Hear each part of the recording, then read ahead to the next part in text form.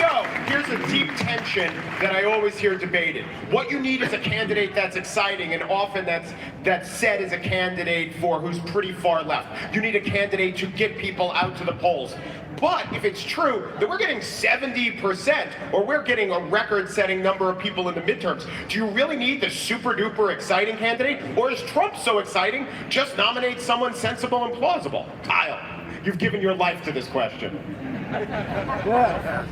Yeah, you know, I think that there's a little bit of a false dichotomy here, because I'm of the belief that if you fight on policy, and policy that polls overwhelmingly well then there's no like, okay, am I going to get the centrists, am I going to get the moderates, or am I going to get my base? You can actually bring in everybody. You can bring in new voters, you can bring in independents, you can bring in right-leaning people, you can turn out your base. You just have to make sure that you're hammering away on a strong, populist, anti-establishment message. For example, an issue like the minimum wage. 80% of voters want to raise the minimum wage. So that's one where I don't know why we wouldn't talk about that day in and day out.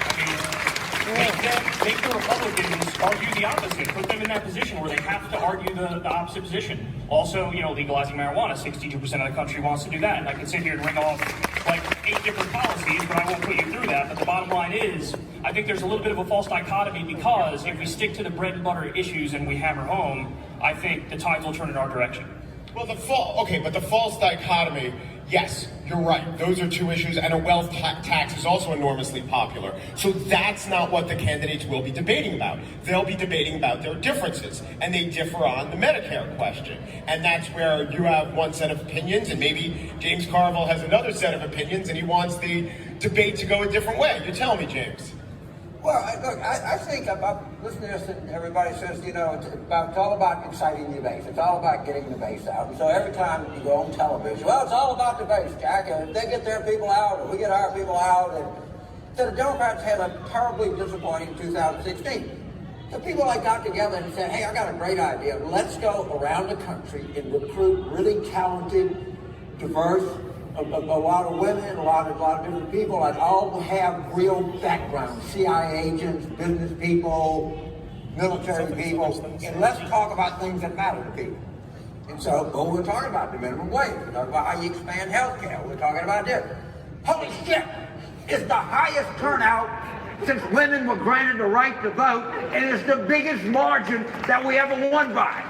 And the day after, we're talking about some silly, I don't know, letting people in prison vote or something like that. It's just insane. Go back to what worked. What worked is getting talented, experienced, committed, diverse people and run on things that matter to people. And quit all this malarkey. Don't get me started, though. Can I ask, what other issues would you not want them to run on? Free health care for people who are not here legally. When we got 40% of the country is one disease away from bankruptcy. I would like to not run on that. I'd like to not run on the Boston terrorists voting from jail. I could start with that. I mean, there's a lot of things that we could run.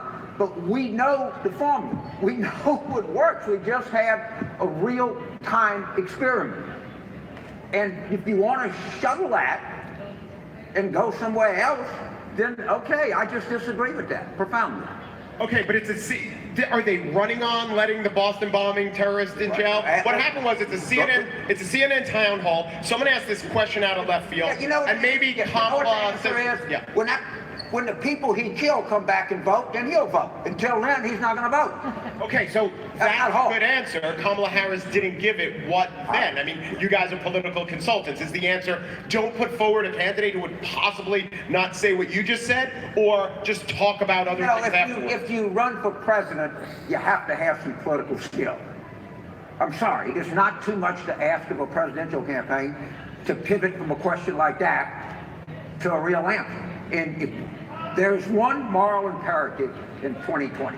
One, it is not health insurance for everybody. It is not the minimum wage. It is not anything. The moral imperative in 2020 is to beat Donald Trump. That's the only thing that matters. So, the only thing. James, would you would you say, I know you said no health care for undocumented immigrants, but what about all American citizens? Wouldn't you support health care for all American citizens? I do not in any way, shape, or form want to ban private insurance. I'm not in any way, shape, or form that tell 140 million people you don't have your health insurance anymore. I'm totally for a public option. I'm totally for people having access. We couldn't get the public option through when we have big majorities in both the House and the Senate. I would be glad to take it up. I think Medicare for all is a stone-ass loser. Also, right now, we are seeing, like, we have to play by a different set of rules than Republicans do. Every operative up here knows that. Everybody in the media really knows that, too. There's no chance that reporters would hold Republicans' feet to the fire on their health care proposals, killing people, with the same temerity that they go after our possibility of raising taxes.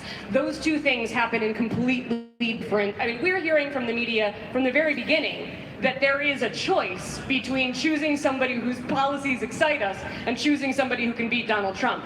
That's not a choice. I believe that someone whose policies excite the majority of people is the person who can beat Donald Trump. Yes.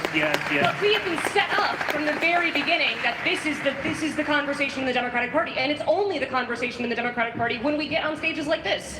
Yeah, and I just want to say real quick, you know, politics is really not that difficult. Where is everybody, and go to where they are if you're a politician. And when you look at a Medicare for All poll that says 70% are in favor of it, and even 52% of Republicans are in favor of it, it's really a political no-brainer in the direction of fight for it. So I know that wasn't always the case. I know that wasn't always the case. And, you know, James, you're a brilliant guy, and you deserve all the credit in the world for getting Bill Clinton elected and everything you've done. But I would say that, you know, politics isn't stagnant. It evolves over time, and we're in a populist anti-establishment era. Exactly. And we have 15% of the country voting for politics, 50% want Medicare for all. You know, when you talk about abolishing student debt, that's like the easiest idea in the world to sell to the American people. Who is going to defend $1.4 trillion in student loan debt when other developed countries can't free college? Anyone who paid off their own Student debt? loan forgiveness is the dumbest thing I've ever heard in my life. Okay? Because you don't. Let me explain. How many people's parents save for their education? But how many people work within college? So we're going to go tell everybody, you fool. You stupid fool, your parents didn't take a vacation and save money for you, and you worked through college. Why don't you just shut up and let me finish? Let him talk. If you want to go teach for America, or you want to work in the Peace Corps, or you want to be in the Marine Corps, or you want to pick up on the Little Patrol, or anything like that, fine, we can talk about a lot of reduction. But this is just one of these idiotic things that sounds good until you stop and you start thinking about it. I think as Democrats, we should talk more about what we're for than what we're against. Right. I agree. I totally agree. I paid off my student loans a month ago, and I would certainly not, at 38, and I would certainly not begrudge anybody else not having to go through what I did to get here. That's like telling somebody it's not fair to vaccinate because other people in the 18th century died before we got the vaccine together. So I don't love that argument. But we've got to be honest, which is, you know, with all due respect, saying that 70% of Americans believe in Medicare for all is not true. That's a poll. Hold on. Let me tell you the poll, and I'll tell you the poll, which is every poll that goes into the details of, well, how do you support it if you realize you have to give up your private insurance? The numbers go into the 30s. And what happens when they say you can keep your doctor? What happens when they say you can keep your doctor? It goes back up to 50%. Do you want to talk numbers or do you want to talk sound bites? Let's talk numbers, because you just said that only one person ran a Medicare for All ad and they lost. Well, I'm a co-founder of Justice Democrats, so I happen to know this stuff inside and out. And let me just tell you, before we got involved, there were 4 politicians in Washington, D.C. who rejected corporate PAC money. You know how many there are now? 40. And you can say, Let's stay on the fucking numbers. We won 40 seats. They were in swing districts. In the primaries in those 40 seats, the candidates endorsed by Justice for Democrats in those seats overwhelmingly that's not lost. even the name of the group. What is it? Justice Democrats, not Justice for Democrats. Sorry about the name, but the numbers are right. Your candidates lost in the primaries. They did. Okay, That's the fact. No, 41% of them actually won, and it wasn't just one. No, in swing districts. In swing districts that we won. Name 5 candidates of yours in swing districts that won or not. Do you know how many Democratic Socialists won in this last election? It's a simple question. 42. Yeah, but you didn't answer his question. Kyle, you changed the president's debate. What's the question? I'm more than happy to answer any Just question. to answer the question, how many Justice Democrats? Name me 5 Democrats who won in swing districts. Again, we ran the play in 2018. We scored a 70-yard touchdown. Let's get back in the huddle and talk about running the same play. Exactly. As opposed to some, I don't know, triple, double, reverse. You know, we won in the Bronx, we won in Boston. You know what percent of the United States elects 52 senators? I do. 18. 18% of the country elects 52 senators. When you do, or maybe you did, the self-analysis, what did the presidential campaign, what did the Clinton campaign do wrong that is legitimate?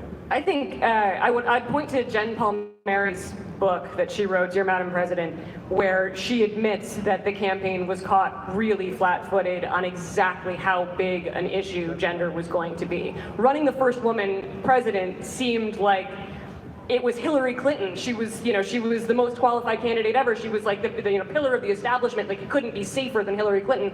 But the fact is, we'd never elected a woman president, which means there's absolutely nothing safe about electing a woman president. I think we didn't realize exactly how that was going to play out in the absolutely unconscionable media handling of the email story as 20 times more than any other policy question that came up in all of 2016. We didn't realize how much that was going to take a toll, and I think that's not happening now. I am really happy to, I'm not saying that misogyny is gone or that it's going to be super easy to elect a woman, although I think it's super possible. The last one got the 3 million more votes. But right now, like, I get to have conversations with reporters almost every week where it's, tell me about the gender implications for electability. When we talk about electable, do you think that's coming from a place that is not fair to women candidates, that doesn't understand women's leadership? We're doing this self-reflective moment in the media and as operatives where we're asking those questions, and if you'll notice, the women candidates aren't getting called likable anymore. Like, that stopped. We're almost done with electable.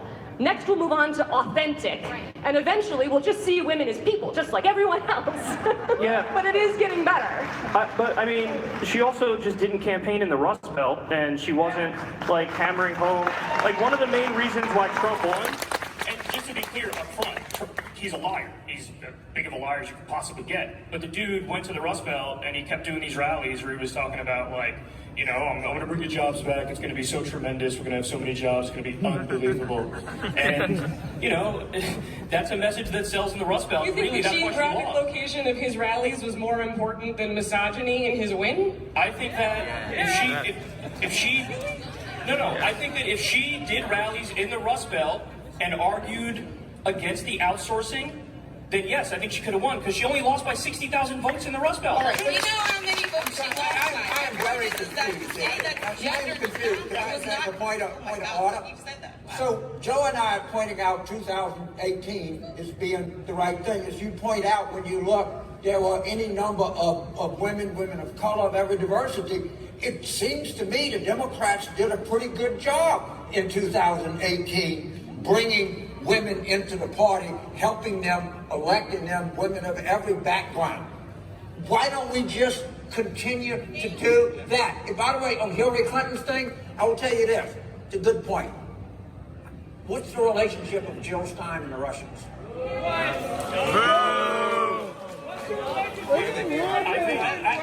Why was she at the table with Vladimir Putin and General Flynn?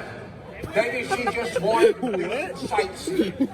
Like Bernie, she wanted to just be part of the Soviet Union. Do you blame Jill Stein for the loss? Well, she got more votes. I don't know if I blame her, but I certainly know this. She got more votes in Pennsylvania, Michigan, and Wisconsin than Trump won by.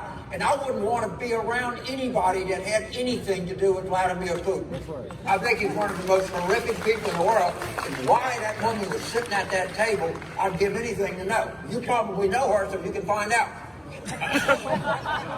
First of all, I don't know her, but it says a lot that you would assume that I know her, and you assume that there's some sort of nefarious, backroom conspiracy.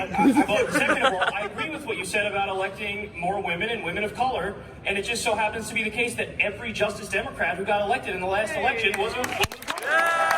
So, what I don't understand is, why is it that our victories, the left's victories, they just don't count for a variety of reasons? It's weird that it's really odd that you just cited that, but yet you ignored the issue of gender impacting electoral outcomes. I mean, you can't say, like, look at all these women of color who won, they won despite the gender dynamic that you just dismissed. No, I didn't dismiss it. Yes, you did. No. Here, let me make it crystal clear. Does gender matter? Does gender matter? The answer is yes. Could that still have been overcome if Hillary campaigned for Rust Belt with the right Guys, hold on. I need to be the 100%. moderator, so let me moderate. But just one fact. Is Ro Khanna a Justice Democrat? Yes. No, he's not a woman of color. No. Every newly elected Justice Democrat. Every newly elected Justice Hold on. The newly elected Justice Democrats were the 4 members of the squad, and that's it? Am I right about that? Yes, but there's okay. 13. I just want to let the audience know the facts who we're talking about. The 4 members of the squad is who he's talking about. Go ahead, Joe. So let's somehow, if you are a moderate, you can't be bold. And let's take the women in the race. Amy Klobuchar has just as much of a right to get up on the stage and put her position. It's not cool to laugh about a woman running for president, even if it's not your candidate. Yeah. That's not cool. Yeah. It's not cool. But Don't laugh at a woman running for president. That's all I'm saying. Just have respect for a woman who is running for president. Because she's a fake. Guys, I love coming here to get booed by men who say they don't have a problem with sexism. It's really, really fun. It's really fun. What if Sarah Palin ran? We can make fun of her, right? Come say it to my guys, really, seriously, let's have a little respect for the panelists. Go ahead, Joe. No, the point is that just because you are in the middle of the party or the left, the challenge is, how do you incite voters, all voters? This is my last question because we do have to go. Kyle, you and your folks have provided so much of the energy in, if not the party, then Politicon, but also the party. Do you vow that whoever of the 7 highest ranking Democrats right now in the polls, whoever gets the nomination, you'll vote for and advise your people to vote for in the general? Well, first of all, everybody who follows me is independent-minded, so whatever I do, it's not necessarily going to reflect what they do, okay? Well, what would you do? You're just Kyle. I would have no problem voting for Bernie Sanders or Elizabeth Warren. Right, so what about all the other ones that I asked? They're going to have to come get my vote. I'm not handing my vote over to them. Now listen. That doesn't mean I'm not going to vote for them. If I have a conversation with, let's say for argument's sake, even though it's not going to happen, Amy Klobuchar or Mayor Pete gets it. I know, right? And so if I talk to them and they say, hey man, listen, I'm gonna work with you and do everything I can on raising the minimum wage to a living wage. I'm gonna work with you on issues X, Y, and Z. You know what? A deal's a deal. We don't get everything we want in politics, but sure, then no problem. But I do find it curious that, of course, you asked me that question, but others aren't asked, hey, what if Bernie Sanders wins? Would you support Bernie Sanders?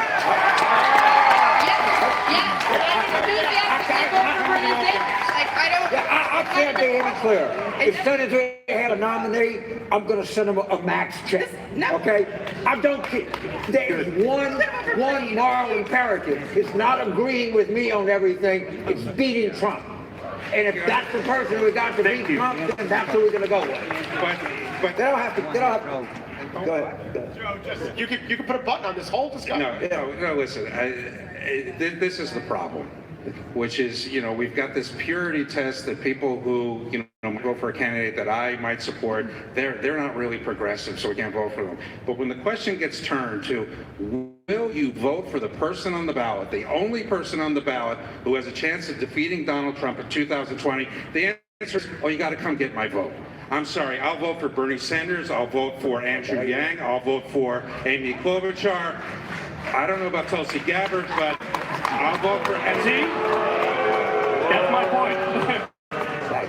We all have standards. It's okay to have standards. Okay, so you think there's 2 acceptable candidates on I didn't say that. You said I'll vote for Bernie Sanders or Elizabeth Warren. Everybody else, I'm not sure. I just said if I talk to them and they come to my position on certain positions, then yes. But you just said you wouldn't vote for Tulsi, so you're in the same boat as me. You just have different standards. I didn't say I wouldn't vote for her. I said I'm not sure. Yeah, you said, and I'm saying the same thing. Okay. There we go. So we're the same. We just have different standards. No big deal. Yeah, nobody has to talk to me. I'm for the Democrat. You don't have to call me. You don't have to do anything. I'm just automatically for you.